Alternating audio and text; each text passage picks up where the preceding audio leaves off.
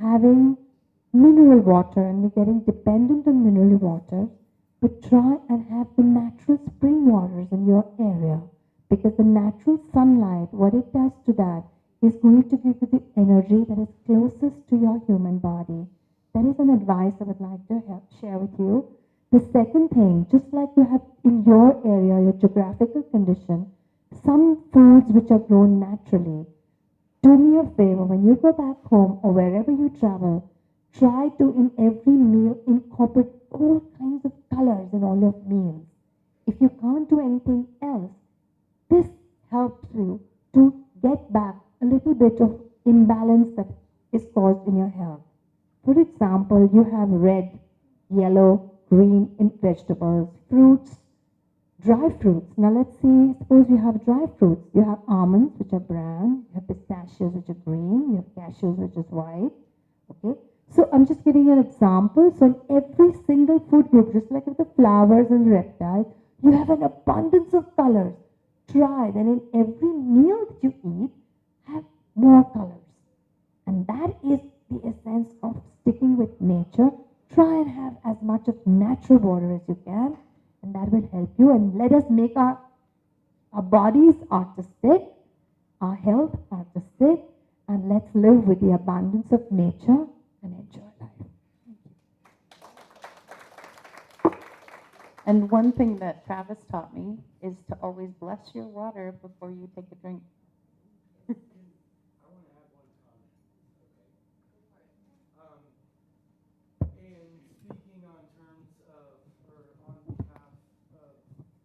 Mother Earth.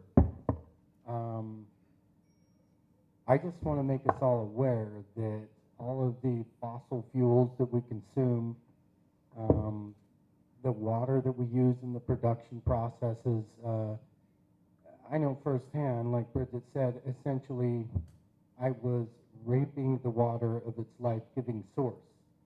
It was something that gave life until I put chemicals in it. And from then on, it's mildly radioactive. It no longer has the ability to give life, but it takes life.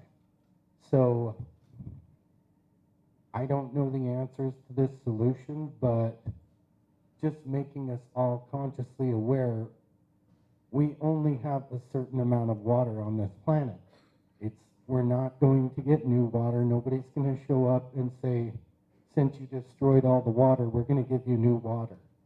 So I guess just I would like to make us all present on behalf of Mother Earth and the animals that don't have a voice.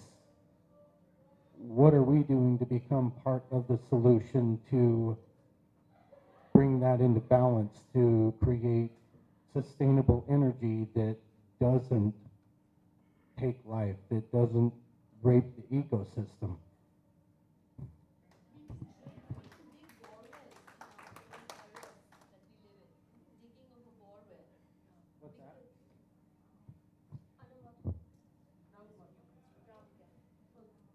Rainwater harvesting is becoming very popular. Do it. You can actually, if you have a high-rise building, you can actually use tanks above your terraces, septic tanks, and you can harvest the water to that depending on what is the capacity. That is one way. Most land that is close to the coastal areas, if you dig bore wells, which are wells, in the olden days you had, that technology, in India we are using a lot of it for agriculture and stuff like that. In fact, we have a weekend home complex of about 50 cottages, and we have dug a bore well, so we are self-sufficient. We don't need to depend on the municipal water. We don't need to depend on the lakes. So yes, there are ways, and there are people who are working in water conservation and who help you to come. And it's not a very expensive thing. The water pumps cost about, 40 to 60,000, depending on the pumps. And you can dig it up to 100 feet deep. And most areas, motherland, has enough water at that 100 feet deep level, especially if you're staying near coastal areas or you have an ocean around. It's only a problem in very arid land, like the deserts, or the very rocky mountains where you can't find the water because of it's rock, it's pure hard rock.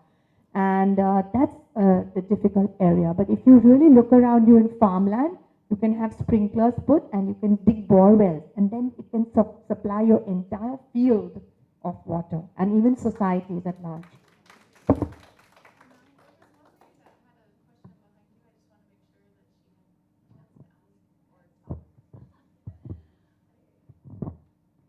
She was going to make a comment similar to Katie Joe's, but it's interesting how now science is proving something that spiritually we've known for so long, which is that we do have things with frequencies such as chakras and the light, and our thoughts now can be measured.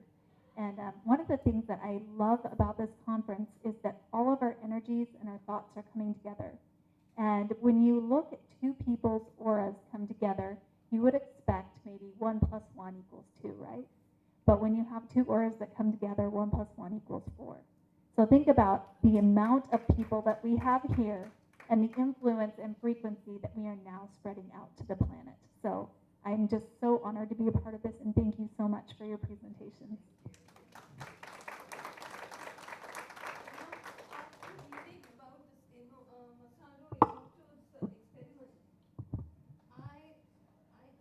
Everyone to bless the water source from wherever your water is coming home or wherever you are storing your drinking water.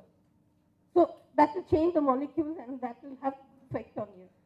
And before I knew about Emoto, my husband was lying on his deathbed. A psychic girl who was working on him, he told us to keep 2 bottles of water on the dining table with just labeling them with thank you. I didn't understand what it meant, but now I do.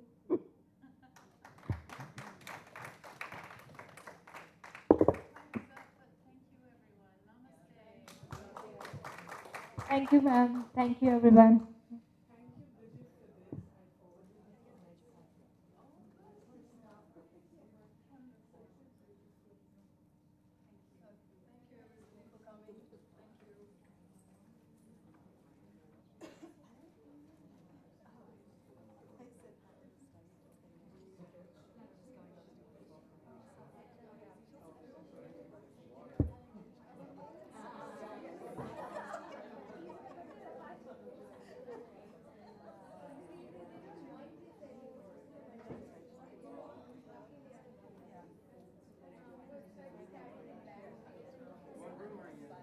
Here.